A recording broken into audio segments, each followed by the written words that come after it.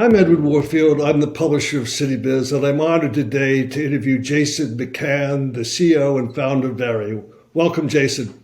Oh, thanks for having me. Look forward to the conversation.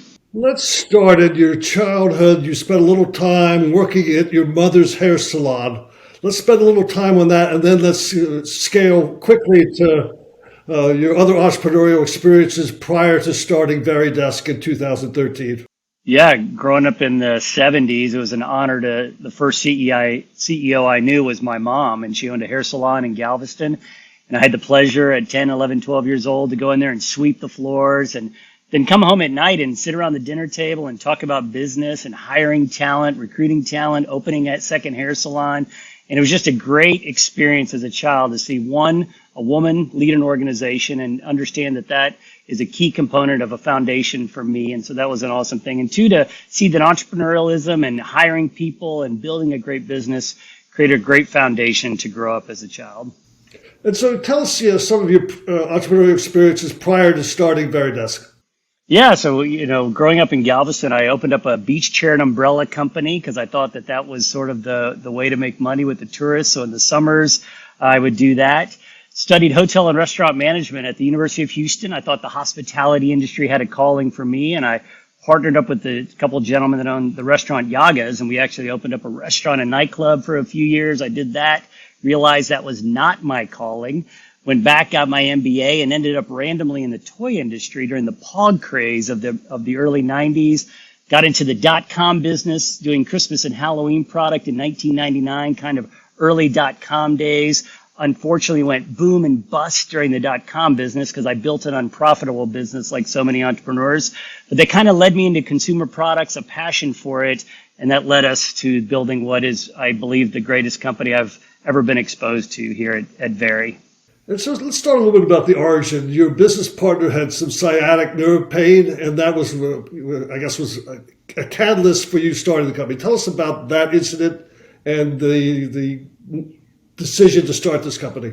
Yeah, my partner Dan Flaherty had founded a company called Gemmy Industries, and Dan and I had worked together. We went bust together during the .com business, and we started working together at Gemmy, and we created those inflatables you see on people's yards for Halloween and Christmas, the singing big mouth Billy Bass fish. I was president of Dan's company, and Dan was the founder, and I would go into his office, and he was standing there at a cardboard box one day, this would be back in 2008, and was basically having back pain. And he said, I just feel better when I stand up. So I talked to my doctor, and she told me just to stand up more if that was a solution. And so we started looking online, and he was looking for a sit-stand desk and couldn't find one. And so it was either it took weeks to get something, or he'd have to attach these crazy contraptions to his desks, or full desks would show up. It cost thousands of dollars. And Dan's a product person, and so he said, I've got a better idea for a product. So I grabbed our industrial designer, David Patton, and the three of us sat around Dan's desk, and he described what became the first Varidesk. Could it slide out of a box? Could I easily grab the handles and just stand up when I want to and sit down when I want to? And it became the idea for the product. David drew, Dan described, and I got to watch us give birth to this amazing product idea. And it was incredible as we started to build the prototypes. We started to realize we were onto something, a little rickety, a little wobbly, but it was a beautiful idea. Dan felt better when he stood up more. And so we started to show it to people. So we showed it to great companies here in the Dallas-Fort Worth area like Verizon and the Container Store, and they wanted to buy it from us. And we said, okay, how much does it cost to make? How are we going to sell this thing? And we started to say, okay, we joked that we would never do another .com business together again after going bust, but we said, let's turn on a website, let's start selling our product direct, and let's see if we can't really create something out there that could be incredible. The fans started to respond, the product started to grow, and it's been an amazing journey. So let's talk about, you started that's 2013. Can you give us some of the key milestones since 2013 up to last year? Oh, yeah. So, we go back to that original, we had a product idea, and so we started there. And what we started to realize is people liked it a lot. And so we started to sell them over and over and over again. And we were incubating inside of Gemmy. And so we spun off the company in 2013 and realized that Vari had an opportunity to really be something incredible. We started to sell more and more products. And suddenly we were shipping out not only 3 or 4 orders a day, which we thought was incredible. We started shipping out hundreds of orders a day and realized that this company was growing very, very fast. Some of the crazy things are we had no employees back when we started. It was just kind of us and working on it as a sidecar opportunity to just a couple of us early. Today, I've got over 350 employees. In 2017, we were voted Entrepreneurs of the Year for by EY, which was an incredible honor. We've been the fastest growing company in Dallas-Fort Worth. To go from no employees to 350 to have over 3 million people in 120 different countries use our product. We operate 24 hours a day here in Capel, so we're right in the heart of Dallas-Fort Worth, but we operate a global business with 9 distribution centers globally, shipping out product to 30 different countries on a daily basis. And the product today is featured in 98% of the Fortune 500. And what started off as that single desk on top of desk is now involved into more products, into about 300 products that we have, including workspace. So the walls behind me actually move. We have a soft seating line. We're one of the largest sellers of full sit-stand electric desks. We also have standing conference tables. What it's allowed us to do by having this direct relationship with the end user is start to expand in thinking about the workspace. We started on our journey to create happier, healthier, more productive workspaces. But we realized at the end of the day, we're creating workspaces that elevate people. And could we create spaces that move and ebb and flow like a business does, but walls that move and spaces that move that could be much more organic? And that's allowed us to expand our product offering and serve millions of customers and thousands of great organizations all throughout the U.S., North America, Australia, and a bunch of other countries. It sounds like you've really iterated the business to, I was reading about space as a service company. What does that mean? And where are those divisions located? Our journey just you think about growing a business, you want to have that relationship with your customer and taking care of them. What we realized is we suddenly had this conduit in listening to our customers and the pain points that they were suffering about getting into a space. Initially it was Dan's back pain, and then they were talking about, I need to hire more people, my furniture is inflexible. And so it allowed us to expand. But in listening to customers, what we realized is we could provide a service for them. So we started offering space planning services and workplace strategy discussions. So they were talking about us, about growing their business, and we started to elevate what we could do. So we said, I can design your space for you. I can create all these amazing products. Then I can come in and move the wall, set up the furniture for you. But if your business needs change, then I can change as well with you. We also started to work with building owners who were looking for ways to transform entire spaces, because they had a lot of high growth companies and great CEOs that were coming and said, I need my space now. Could it be ready? So we started selling furniture to building owners. And then we said, we need to learn even more. We love to learn. So we do tours here at our headquarters all the time. We said, what if we bought buildings? And so we bought our first building, and we now have our second, and we're building our third. But we took an old building that was empty for 5 years, invested tens of millions of dollars, and we now lease it out fully furnished, all with Vari furniture under the Varis brand. So clients are able to come into the space, lease it fully furnished, and then we can come in and provide space as a service where, as their business needs change, we can actually help transform the space.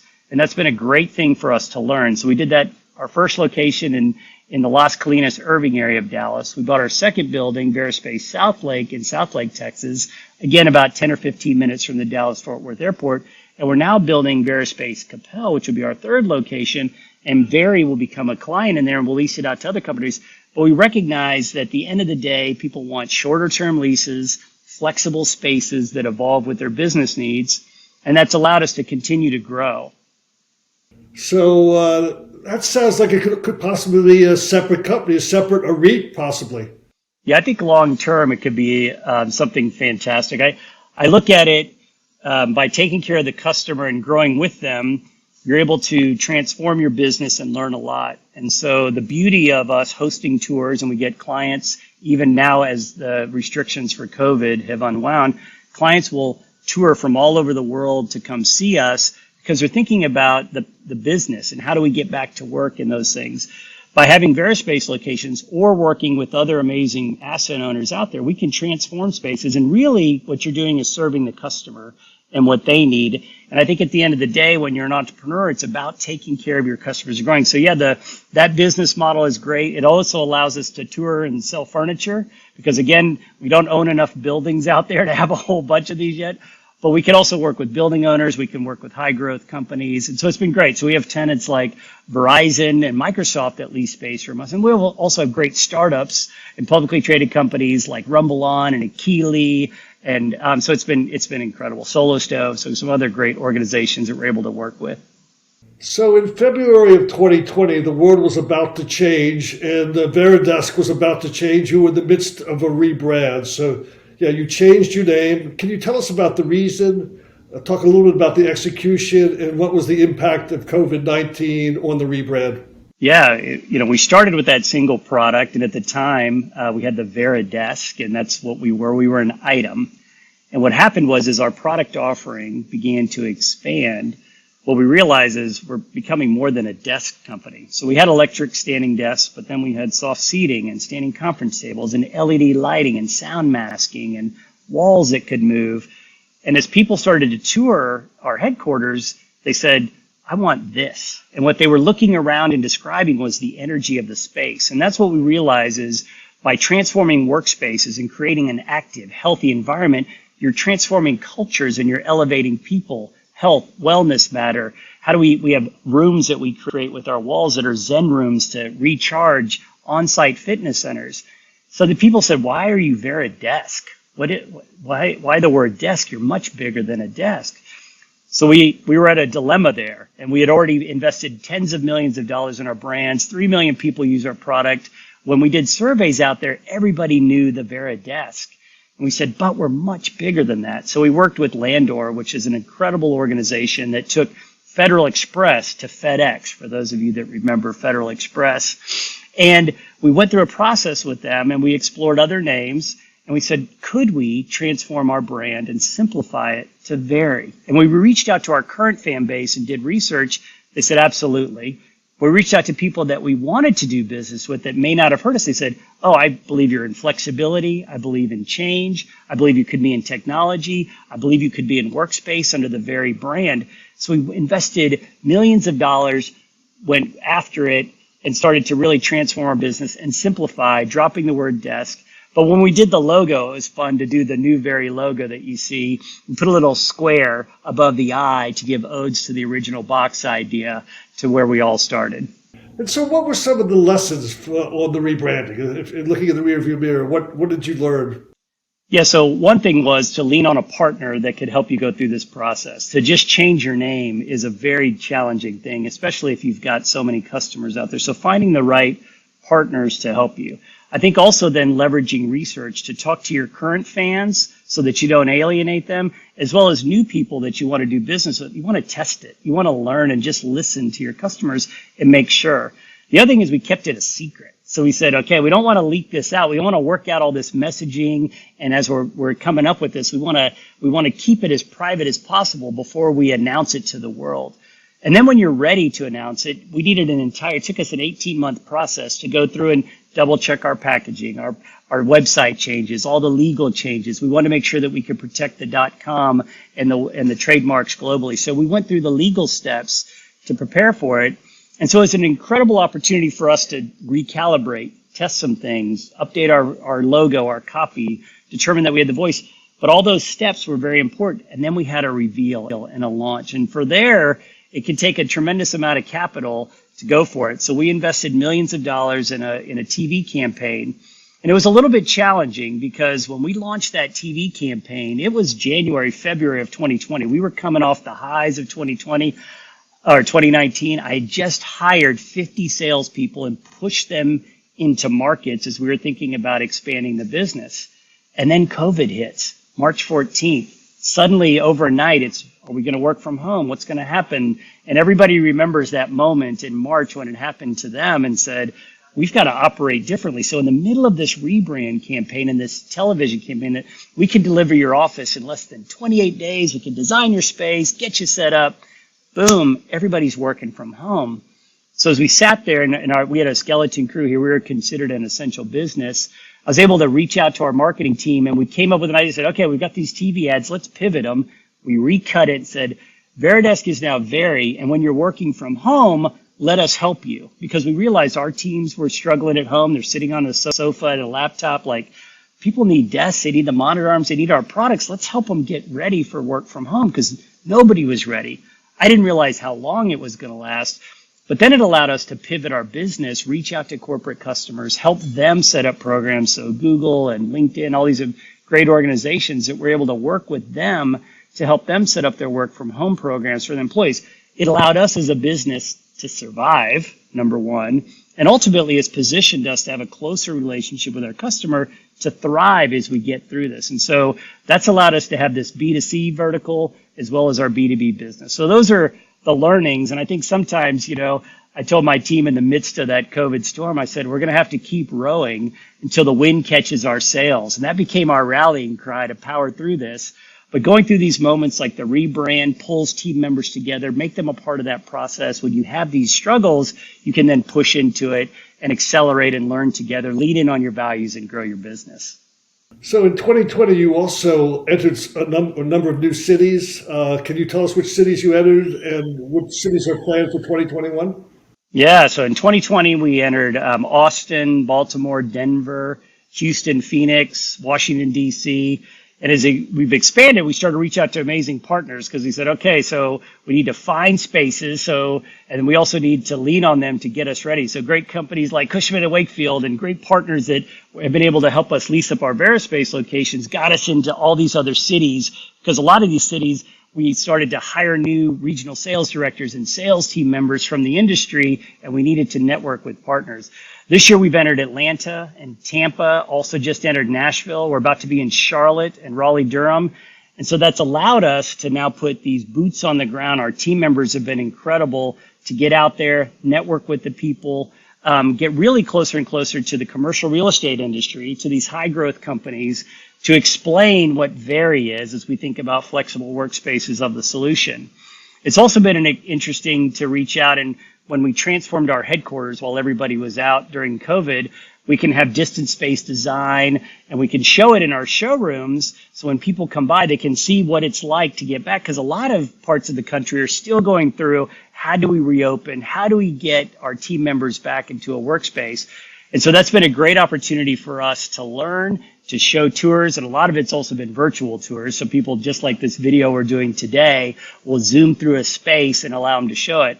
Our team members actually came back to work in June of last year because we started to reach out overseas to figure out what can we do with temperature checks and guidelines that were being used overseas. And we took all those learnings and transformed into these showrooms that are in our spaces in the key cities, as well as our Varis locations. So we can help organizations when they think about culture, collaboration, communication, these teams safely getting back into the workspaces.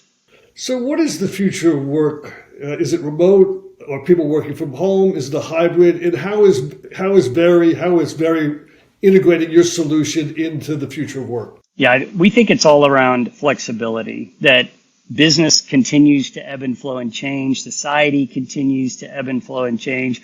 And just like business has never been this beautiful, steady, stable growth thing, business is a grind. It's ups and downs, it's fights, it's wins, it's losses. It's just like being in a team sport. And so we think about workspace like that. So if you picture in your mind almost the way cloud services came and impacted business, we kind of think about workspace being like that. You should be able to plug into a space when your business needs grow and change. Could you have a space that actually moves and change? We don't love a whole bunch of sheetrock in offices. We believe in like our quick flex walls where you can move them. So our teams can come in and move spaces. If you need team rooms and huddle rooms, that those are able to set up. In this COVID world, people are saying, hey, in certain parts of the country, we just need teams to get together once in a while, or we need dedicated workspace, or they need work from home programs. But I also recognize that's going to continue to change. So today we're doing two designs for many of our clients. So they're saying, hey, how do we safely get back today? Because we've lost some things over this last 12 months with culture, with onboarding, with apprenticing, with teaching the next generation of leaders. How do we do that in a totally Zoom environment? It's been challenging. So are there safe ways to get back? So we create team rooms and huddle rooms and distance space. Well, now that the vaccines are starting to roll out, they asked for this second design to say, well, what if the world goes back to maybe not totally what it was, But in the next normal, where you do have hoteling or hot desking, where you may be in the office 2 or 3 days a week, and you really want something that's as seamless in your home office. So if you've got all the same technology and tools there, so can you set up a work from home program for us? And then are these work from anywhere? So we have items like our portable laptop stand that people carry in their backpack, where they put it out and then they just travel with it because they're on the road a lot. And so I think we're learning and we're continuing to have that direct relationship with these customers so that we can continue to grow the business. A lot of it is also, we've got all this research out there, and I think it's continuing to change, but a lot of people want to be back in the office and a lot of people want some flexibility. So I think that's going to continue to change, and every organization is going to have its own identity or culture. And so servicing those and creating products and workspaces that make sense and getting technology and tools available to them, I think is going to be very, very important. So let's go back where we started in this interview. Let's talk about your mother. So what lessons did you learn from your mother?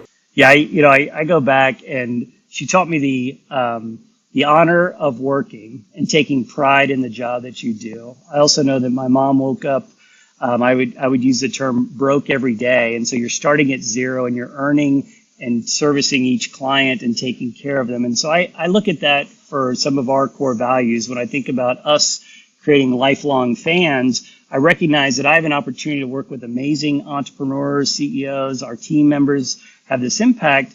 And so taking lessons like that is we can help them on their entire career journey as they start their own organizations, as they build their own companies, as they think about the workspaces that they're and the cultures and businesses they're trying to build. I think about my mom servicing one client, taking care of one customer, and then growing her fan base. Creating jobs, she said, is an amazing thing to do, but it also comes with a great responsibility. So you want to create an environment where it's a healthy culture. And I think those are little lessons that I learned. Also about hiring great people and surrounding yourself with amazing talent so that you can continue to grow your business. And when something doesn't align with your values, you've got to kind of get them out because you're causing a cancer in the salon. It's really the same business things that you learn in an organization. You want to surround yourself with people with common values, but you also need people that have different perspectives. So we always say that the values we hire to, but the culture is built on top of that. The DNA, as people are hired that are brought into organization, they add to the culture and DNA of and the fabric of the organization. So those things that she talked about. She also said, as you think about it, service is not servitude. And so taking care of great people, doing the best job you can, but taking a lot of pride in the work that you do. And I think about the services that we provide. And so whether we're serving our current team members, so you walk into our headquarters, we've got music playing, I've got plants up, which is biophilia to create the energy of a space. We're investing in Vari University and training. We're investing in our team members to continue to grow. And I think about all those little classes that my mom did on how to do hair color and that. We're doing all those things here. We're investing in book clubs, learning, diversity councils, and also serving the community. So our team members each have up to 5 days a year to go out and serve the community. We're able to go out to these nonprofit organizations, donate time, and we've donated over $5 million worth of furniture in the last couple of years to nonprofit organizations where you can come in and they can have incredible spaces too, and they can take the capital that they would have had to deploy into their volunteer program or their nonprofit and put that back into making wishes for kids, donating food to the North Texas Food Bank. Those are the impacts we can make. And I think that becomes part of your legacy as a leader in an organization, as an executive, as a business person. And those are the things that I would say.